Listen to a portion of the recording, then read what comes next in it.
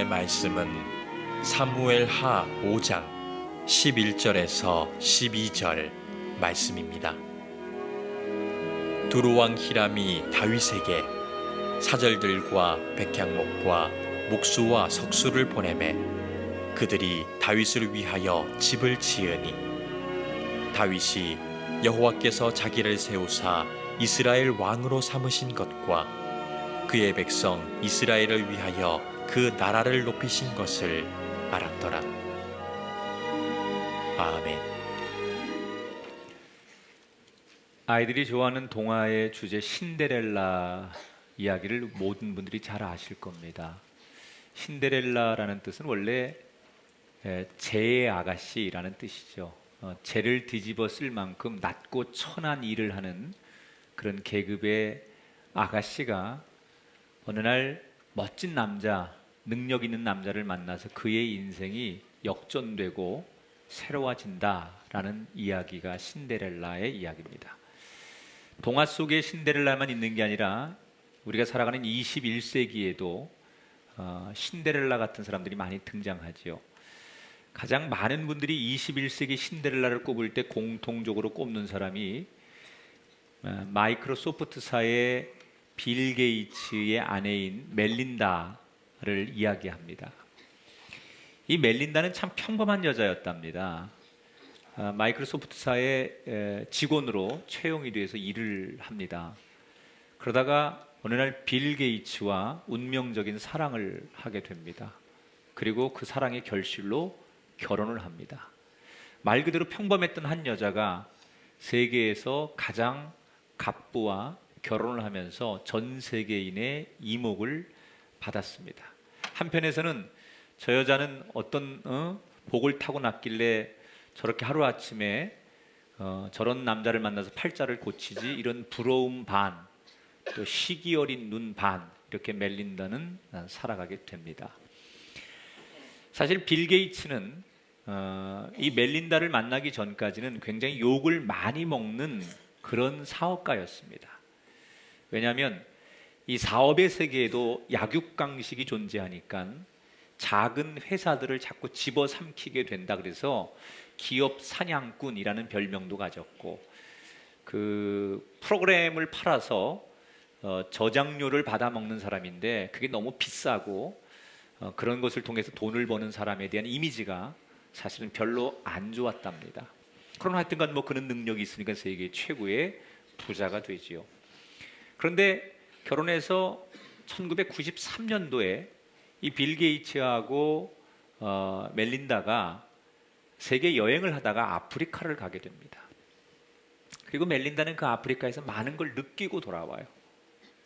자기는 굉장히 부유한 나라에 사는데 아프리카의 가난하고 정말 먹지 못하고 고통당하는 많은 아이들, 빈민들을 보면서 그는 돌아와서 어느 날 남편에게 이렇게 건의합니다. 여보, 당신이 가지고 있는 그 많은 돈을, 그리고 앞으로 벌 많은 돈을 이렇게 가난하고 어려운 세계 사람들을 위해 나눴으면 좋겠어.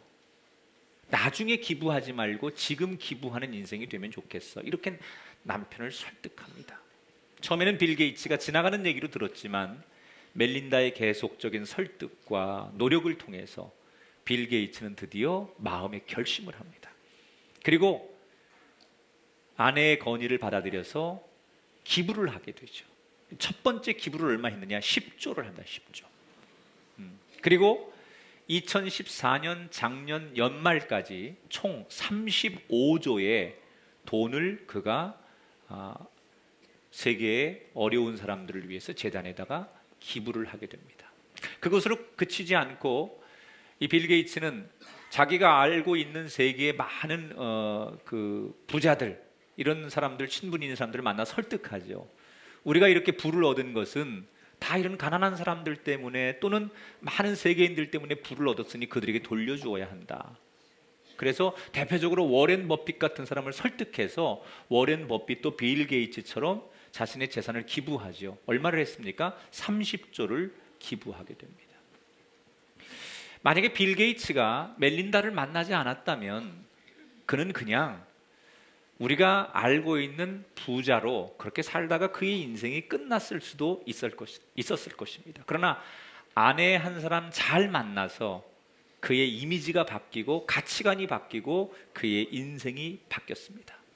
여러분, 저와 여러분도 올 한 해 많은 사람들을 만날 것입니다.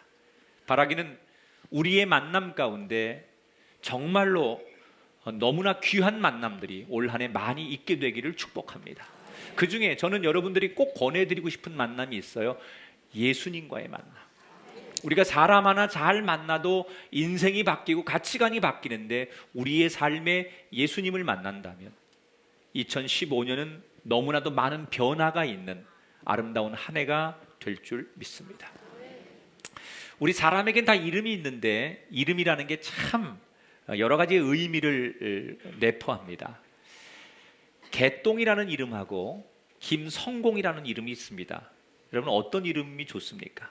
김성공이 좋죠. 왜냐하면 성공아 이렇게 부를 때마다 성공이라고 하는 이런 어떤 그림이 그려지고 뭔가 이루어질 소원들이 그려지지요. 그러나 개똥아 부르면 똥 생각밖에 생각나는 게 없어서 기왕 이름을 질 거라면 좋은 이름을 짓고 싶습니다.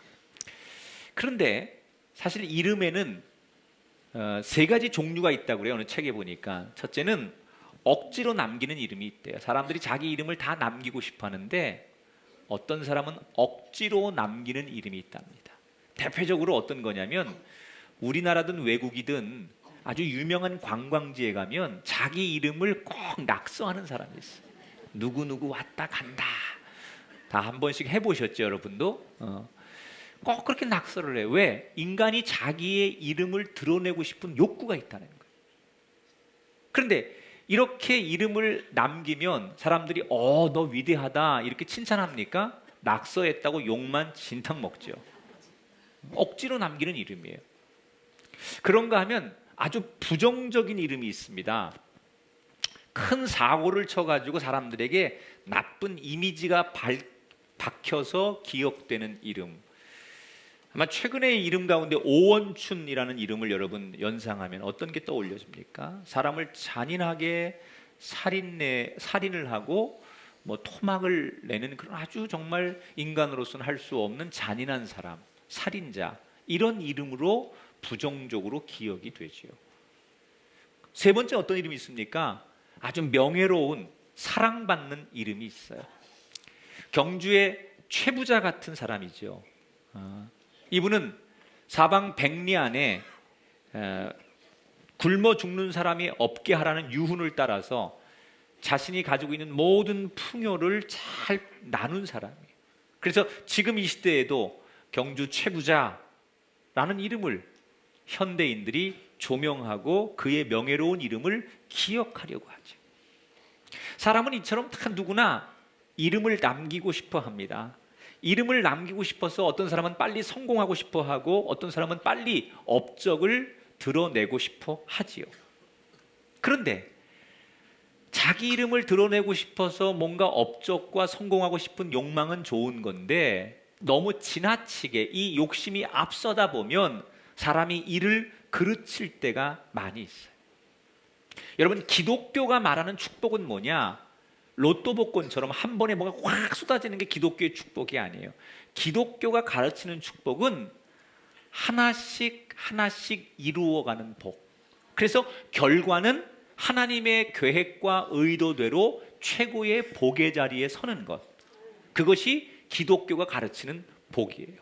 그러니까 단계를 거치지 않으면 그건 하나님이 가르치는 복이 아니라는 거예요. 근데 인간은 뭔가 자기를 드러내고 싶기 때문에 한 번의 기회를 통해서 단 한 번의 과정을 통해서 모든 걸 이루려고 하는 이 욕심, 이것은 결국 하나님의 뜻과는 반대되는 거라는 거죠. 제가 여러분에게 숫자 하나를 여기 소개해 드릴게요. 30, 37, 40, 70. 이 번호가 주는 의미가 뭘까요? 한번 여러분 연상을 해보세요. 로또 복권 번호 아닙니다. 어떤 분은 아까 3부 때 이걸 로또 복권 번호로 하나 쓰고 싶은데 하나 더 주시면 안 돼요? 그러는 분이 있더라고요, 나가면서. 그거 아니고요. 요즘 제가 설교하는 다윗과 관련된 이야기예요. 30은 뭡니까? 30살의 왕이 되지요. 7년 동안 반쪽짜리 왕이 돼요. 그러다가 7년 만에 이스라엘을 통일하게 돼요. 그래서 37이에요. 그리고 40년 왕을 해요. 70에 죽어요. 다윗이라고 하는 사람의 그 전성기의 그 삶을 이렇게 숫자로 한번 제가 표현해 본 거예요. 자, 70에 대해서 죽는 날까지 다윗이 어떤 인생을 살았느냐? 한 단계 한 단계를 밟고 70이 되는 거예요.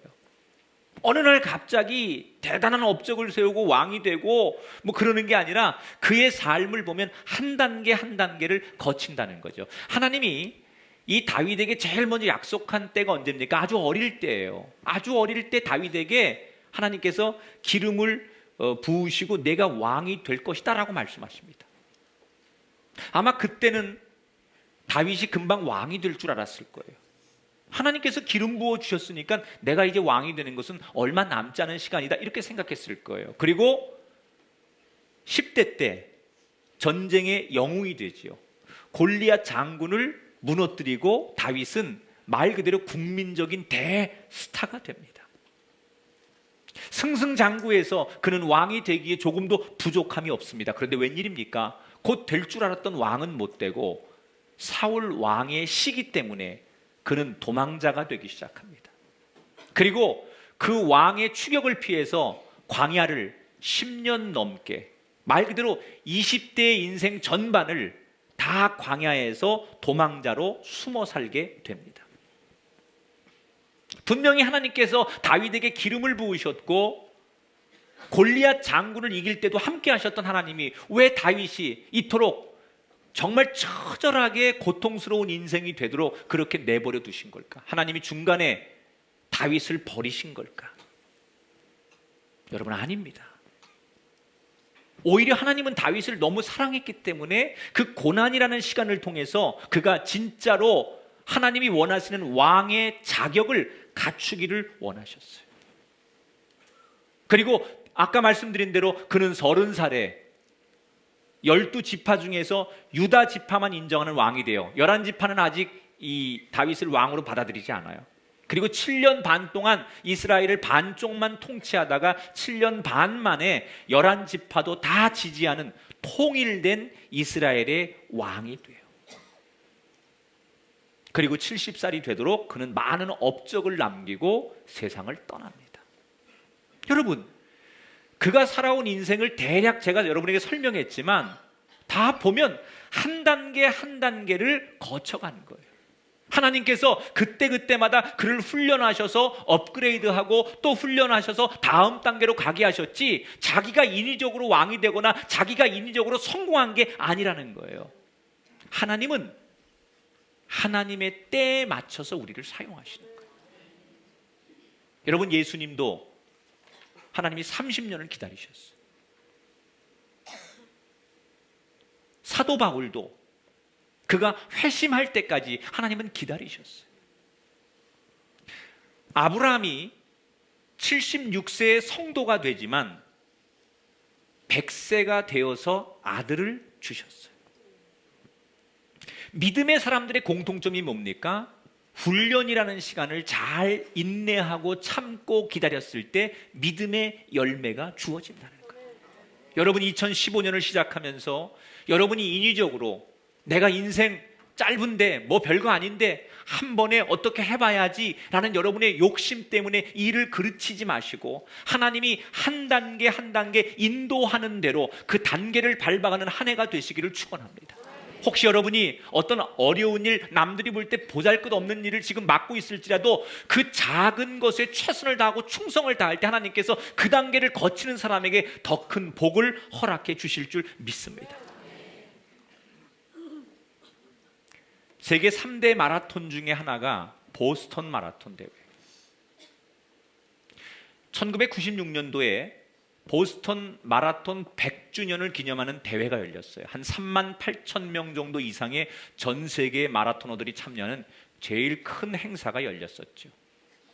근데 이때 저도 기사를 봤는데 1위부터 10위까지 그 선수들이 쭉 나중에 결과가 나왔는데 7명이 아프리카 케냐 선수였어요. 이미 보스턴 마라톤 대회뿐만 아니라 전 세계 마라톤 대회를 케냐 선수들이 휩쓸고 있었고 이 당시 6년 연속 케냐 선수들이 우승을 계속 가져갔었어요. 여러분, 유럽이나 미국이 육상의 강국입니다. 현대적인 그 과학적인 데이터를 통해서 훈련하고 뭐 이런 걸 통해서 이 스포츠가 만들어진 걸 너무나 잘 알잖아요. 그런데 케냐는 1인당 연간 소득이 $500도 안 돼요. 가난한 사람들이에요. 도저히 무슨 운동장이나 트랙이 있거나 코치가 있어서 운동할 만한 조건과 환경, 형편이 안 되는 나라예요. 먹을 것도 없는 사람들이에요. 굶어 죽는 사람도 태반이에요. 그런데 어떻게 그런 나라에서 마라토너들이 계속 나오고 6년 연속 우승을 하고 탑 10 가운데 7명이 케냐 선수일 수 있느냐? 이게 너무 의문이 드는 거예요. 누가 칼럼을 썼어요. 그들이 가지고 있는 가장 처절한 고난의 환경이 가장 좋은 마라토너를 만들어낸 것이다. 무슨 얘기냐? 너무 가난하기 때문에 이 사람들은 고기를 못 먹어요. 그래서 고지방 칼로리를 섭취하지 않기 때문에 살이 안 찌는 거예요. 바짝 말라. 이게 마라톤 하기에 너무 좋다는 거예요. 먹고 빼는 것보다 자연스럽게 슬림하게 생긴 그 체형을 가지고 운동하니까 케냐 선수들이 잘 뛴다는 거예요. 또 이게 고원지대예요. 한 케냐는 보통 다른 곳보다 2,500m 높은 고원지대에 있습니다. 그러니까 폐활량이 자연스럽게 어릴 때부터 한 2배, 3배 정도 다른 사람들보다 좋다는 거예요. 가난한 것이 축복이래요. 왜? 여러분, 너무 가난하기 때문에 전화가 없습니다. 그래서 사람들 뭐 소식 전하려면 몇 킬로미터를 뛰어가는 게 기본이에요. 자동차가 없고 도로가 없으니까 사람 한 번 만나려면 수십 킬로미터 걸어가고 뛰어가는 게 이 사람들은 다반사예요. 그냥 일상 속에서 그렇게 늘 뛰어다니는 것들이 아무렇지도 않은 거예요. 그래서 수십 킬로미터 뛰어다니는 것을 그냥 자기들은 일상 속에 하는 일처럼 얘기하는 민족이 케냐 민족이라는 거예요. 우리가 볼 때는 가장 불행하고 못 살고 가난한 악조건을 다 가지고 있지만 이 악조건이 뒤집어 보면 마라토너에게 최상의 조건이 되더라는 거예요. 여러분, 우리도 마찬가지예요. 우리가 가지고 있는 인생의 악조건들을 뒤집으면 후일 그것이 최상의 조건들이 되는 경우를 많이 보게 돼요. 여러분, 지금 가지고 있는 여러분의 인생에 많은 어려움과 악조건이 훗날 여러분 인생을 뒤집었을 때 그것이 내게 축복이었노라고 말할 수 있는 그날이 오게 되기를 축원합니다. 나라의 큰 인물들을 보면 어렵지 않은 과거를 가진 사람은 한 사람도 없어요. 그러니까 반드시 어려움을 겪은 사람들이 큰 인물이 되는 거예요. 부자가 3대를 가지 못한다는 것도 저는 같은 맥락이라고 생각해요. 왜 3대를 못 가요, 부자가? 악조건을 견디고 도전해보지 않은 사람은 약한 바람에도 넘어져요. 근데 고난을 경험해 본 사람들은 바람이 불어도 경험이 있기 때문에 견디는 거예요. 오늘 성경의 다윗은 참 많은 악조건들, 얼마나 많은 악조건을 가지고 살았습니까? 젊은 시절을. 왕이 되기 전에 그는 남들이 겪는 고통, 고난, 이거 누구도 비교할 수 없는 수십 수백 배의 고난을 겪었어요. 여러분, 다윗의 별명이 뭔지 아십니까?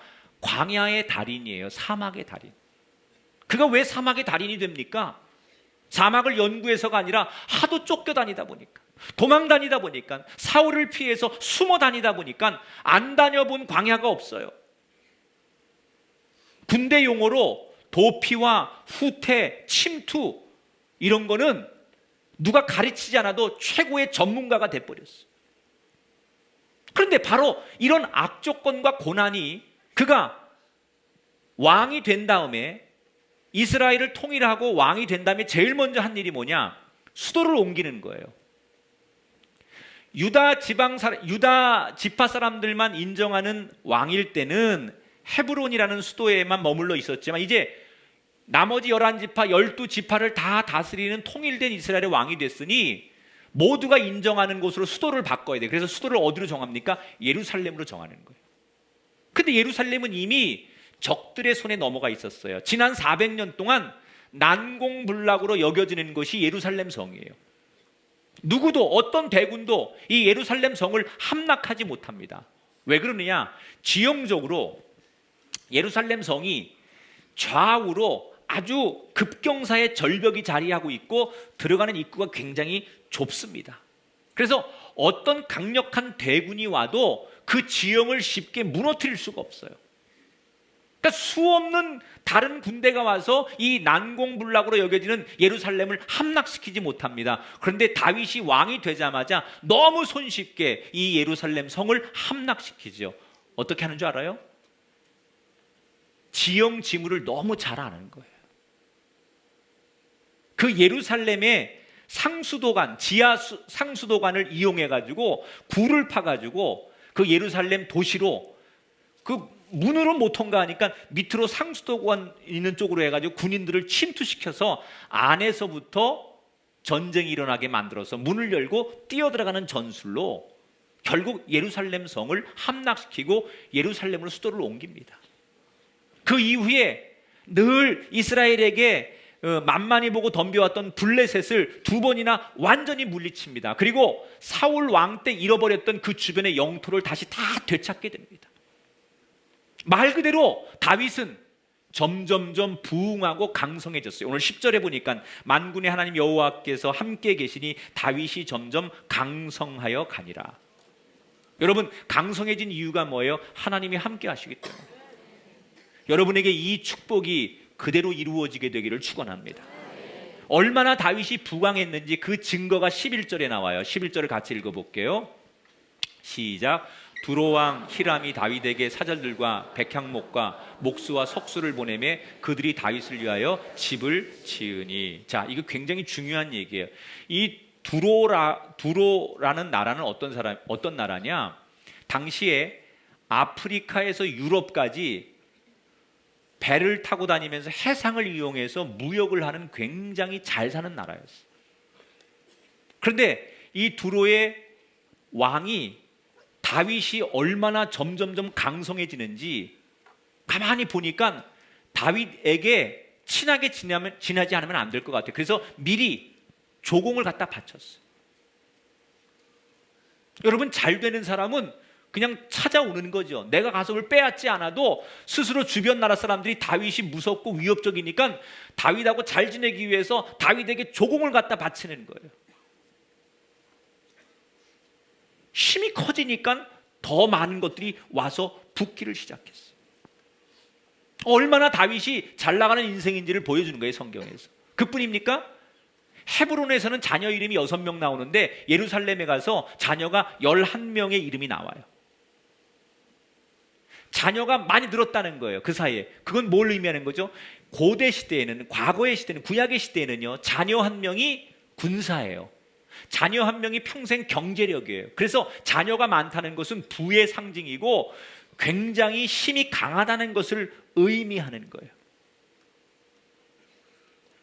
여러분, 지금이라도 늦지 않았으니까 많이 나십시오. 여러분, 올 한 해 여러분의 가정이, 여러분의 사업이, 일터가 다윗의 가정처럼 흥황하시고 번영하시고 잘 되시길 주의 이름으로 축원합니다. 유럽의 역사 얘기 하나 해드릴까요?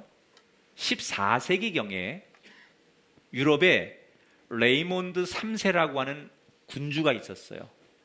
지금으로 말하면 벨기에 정도에 해당하는 나라에서 있었던 역사예요. 레이몬드 3세라는 군주는 굉장히 유약하고 천성이 게으르고 그냥 아주 욕망에 가득한 그런 왕이에요.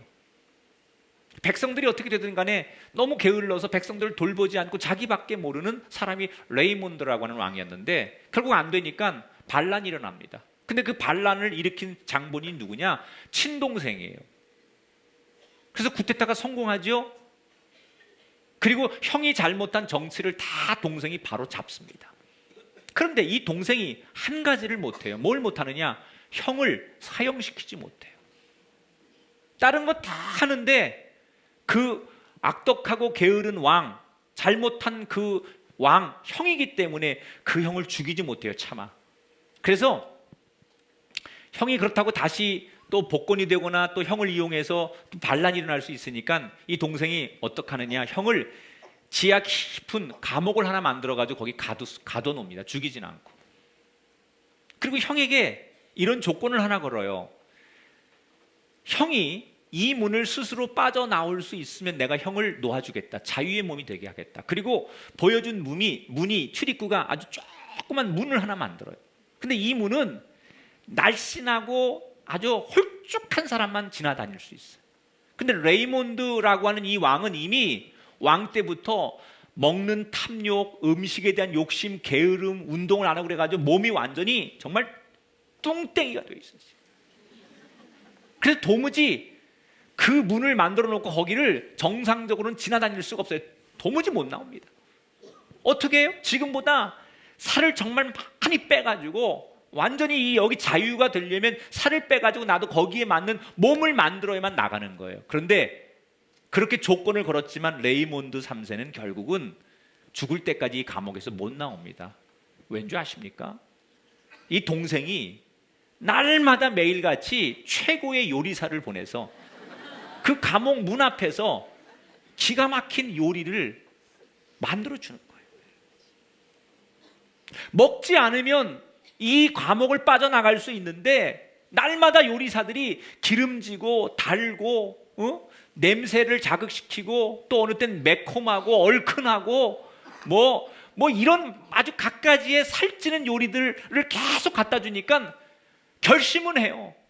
내가 살 빼서 나가야지 그렇게 결심은 하지만 날마다 그 요리 앞에서 무너지는 거예요. 그리고 점점 몸은 더 뚱뚱해져서 결국 그 감옥 안에서 인생을 마감하는 역사 이야기. 식욕, 탐욕, 이것을 견뎌내지 못하고 무너졌다는 거죠. 여러분, 우리가 하나님이 주시는 복을 받을 때 그 복을 받으면서 꼭 주시는 하나님의 또 다른 음성을 하나 들어야 돼요. 그게 뭐냐? 절제와 탐욕을 잡아야 돼요. 근데 우리가 실제의 현실 속에는 많은 사람들이 하나님이 주시는 복이 결국 우리에게 탐욕이 되고 절제가 되지 않아서 그 복이 분명히 하나님 우리에게 복으로 주신 건데 그 복이 나를 무너뜨리게 돼요.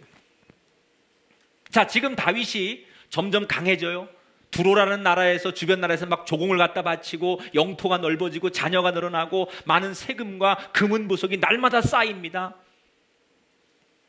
그런데 하나님은 이런 축복 속에 경고의 메시지도 함께 보내시는 거예요. 자, 제가 해석을 해볼게요.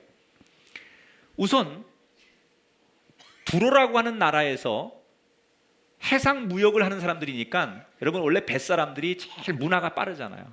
외국을 많이 다니고 다른 지역을 다니다 보니까 뭐 굉장한 문화를 다양하게 경험하는 사람들이 뱃사람이에요. 이 두로라고 하는 나라는 뱃사람들이니까 해상 무역을 하면서 많은 돈을 벌어가지고 그 돈과 함께 이스라엘에다 조공을 갖다 바치는데 돈만 바치는 게 아니에요. 사람도 갖다 바쳐요.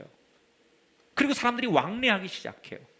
그리고 막 외국이라고 하는 새로운 그 호기심을 갖는 이스라엘 사람들에게 새로운 문화, 새로운 문명 이런 걸 갖다 막 주는 거예요. 그러니까 원래는 단일 민족이었고 하나님밖에 모르는 그런 이스라엘이 이런 이방 사람들을 접촉하면서 그런 돈과 문명과 사람들이 들어오면서 혼합 종교가 생기기 시작했어요. 원래는 유일한 사람들이 하나님밖에는 예배밖에 모르는 사람들이었는데 그들에게 다른 것들이 들어오면서 이런 우상도 섬길 수 있구나, 다른 나라에서 이런 것도 있다고 하는구나, 이런 많은 쓸데없는 문화나 문명들이 암적인 세력처럼 침투하기 시작했어요. 그래서 이스라엘이 영적 부패가 여기서부터 시작된 거예요. 분명히 하나님은 다윗이 강해져서 주변 나라들이 조공을 받다 바치게 하는 것이 축복이었어요. 그런데 그 축복이 그들의 역사의 영적인 부패의 시작이 된다는 거예요. 여러분, 훗날 이스라엘에 큰 문제를 일으키는 이세벨이 있어요. 이세벨 여왕이. 이 이세벨이 여러분 어느 나라 사람입니까? 두로 사람이에요. 여기서부터 시작되는 거죠. 이스라엘의 불행이 여기서부터 시작되는 거예요. 다윗이 여러분 부해지니까 하나님의 성전 짓는 거 안 합니다. 자기 집부터 져요. 욕심이 생기기 시작하는 거예요. 13절에 보면 다윗이 자녀 이름이 11명 나온다고 그랬죠. 여러분 왜 자녀가 갑자기 늘어났을까요? 첩을 많이 둔 거예요. 이 당시에는 왕들이 정치적으로 정략적 결혼을 많이 합니다. 본처가 있어도 결혼을 계속하는 게 우리나라 역사도 마찬가지예요. 조선시대나 다 그렇죠. 왜냐하면 족장들하고 계속 그 지역의 토착 세력하고 유대 관계를 맺는 가장 좋은 방법 중에 하나가 정략적 결혼을 하는 거예요. 그래서 사돈의 관계를 맺으면 적을 내 편으로 끌어들이는 거죠. 그래서 왕들이 큰 정치를 할 때 과거의 왕들이 첩을 많이 두는 이것이 다 정치사에 있는 거예요. 그러니까 첩을 많이 둡니다. 그래서 자녀가 많아지는 거예요. 막 동시에 태어나는 거예요. 지역 사람들하고 정치적 관계를 돈독하게 하기 위해서 흔히 사용하는 이 결혼의 방법을 썼어요. 그러나 여러분 이것이 어떤 문제가 생깁니까? 지금은 자기의 정권을 지킬 수 있는 방법이고 수단이지만 이것이 나중에 배다른 형제들끼리 싸움이 일어나요. 가정의 질서가 무너지기 시작해요. 하나님 나라의 왕으로서 하나님의 방법으로 나라를 통치하는 게 아니라 세상 열방의 나라들을 담기 시작했어요. 그래서 다윗은 자기 때는 어떻게 버틸지 몰라도 그 이후에 이스라엘 역사가 전성기를 지나서 패망의 길을 걷는 역사가 사실은 이미 축복을 주는 것부터 시작이 되는 거예요. 그러니까 여러분 우리가 기억해야 될 것은 하나님이 우리들에게 물질의 복을 주시든 건강의 복을 주시든 자녀의 복을 주시든 간에 복을 주시는 건 분명히 맞습니다. 그러나 그 복을 주시는 것과 동시에 그 속에 들어있는 탐욕과 욕심들을 조심하고 욕망과 부요함을 다스릴 수 있어야 되고 절제를 배울 수 있어야 된다. 그래야 온전한 복이 되는 거예요. 우리는 하나님이 주시는 물질만 받으면 그게 축복이라고 생각해요. 우리는 하나님이 주시는 번영을 얻으면 이게 하나님이 주시는 축복이라고 생각해요. 맞습니다. 하나님이 그걸 주셔야 되는 거예요. 그러나 그건 반쪽짜리 복이에요. 우리는 그걸 온전한 복인 줄 알았어요. 그게 최고의 복인 줄 알았어요. 그 하나님이 주시는 그 번영의 복 속에 절제를 배우지 못하고 온유함을 배우지 못하고 겸손함을 배우지 못하면 하나님이 주시는 100%의 복을 누리는 게 아니에요. 저는 그런 의미에서 2015년 우리는 온전한 복의 사람이 되자. 번영만이 복이 아니에요. 저는 때로는 교인들 가운데 너무 잘 되는 사람들을 보면 겁날 때가 있어요. 너무 부유해지고 너무 승승장구하고 사업도 너무 잘 되고 하는 일마다 다 거칠 것 없이 되는 분들 볼 때 분명히 하나님이 그분에게 물질의 복과 여러 가지 번영의 복을 주시는 거 맞지만 그 속에 절제와 온유함과 겸손, 자기 욕망을 다스리는 이 절제를 배우지 않는다면 진정한 복의 주인공이 될 수 없다는 걸 깨달아야 돼요. 여러분 하나님이 주는 복은 하나하나 열리는 거예요. 30, 37, 40, 70 이 숫자처럼 하나하나 열리는 게 하나님의 복이지 한꺼번에 100, 1000 이렇게 열리는 게 아니라는 거예요. 2015년은 하나님은 하나씩 하나씩 우리를 계획 속에 인도하시려고 하는데 우리는 한꺼번에 가려고 하지 말고 그건 하나님의 계획과 내 계획이 충돌하는 거예요. 그게 불신앙이에요. 하나씩 하나씩 주님의 이끄심대로 내 생각하고 달라도 그렇게 이끌려 갈 때 그 마지막은 하나님이 계획한 시온의 대로가 열리는 그 복의 자리에 서게 될 줄 믿습니다. 2015년 모두가 우리는 번영을 통하여 우리의 가정을 통하여 주시는 그 복 속에 하나님의 경고의 음성까지 함께 들을 수 있는 진짜 영적인 복을 누리는 아름다운 우리 꿈의 식구들이 되시기를 주님의 이름으로 축원합니다.